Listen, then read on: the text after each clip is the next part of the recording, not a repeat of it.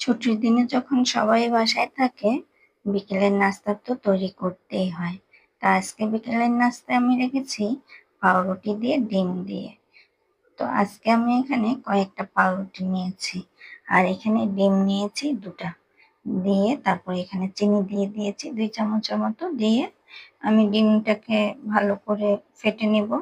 আমার ফাটা হয়ে গেলে এখানে আমি ফ্রাই প্যানে তেল গরম করতে দিয়ে দিব রুটিটা ভাজার জন্য।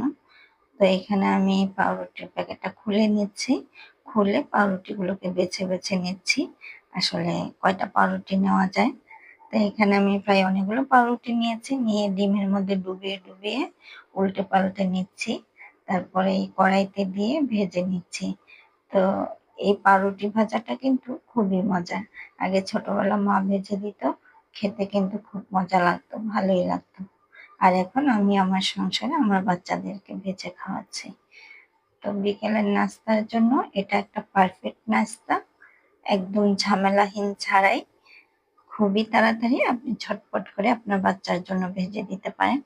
আপনার বাচ্চা খেয়েও খুব শান্তি পাবে, মজা পাবে, খুশিও হবে। তো আমি এরকম করে প্রত্যেকটা রুটি ভেজে নিয়েছি। পাউরুটিগুলো কিন্তু খেতে খুবই দারুণ হয়েছিল, মজার হয়েছিল। আজকে আমার ভিডিওটা এ পর্যন্ত। সবাই ভালো থাকবেন, সুস্থ থাকবেন। আমার পেজটাকে ফলো করে দিবেন। আমার ইউটিউব চ্যানেলটাতে গিয়ে একটা সাবস্ক্রাইব করে দিবেন। আল্লাহ হাফেজ।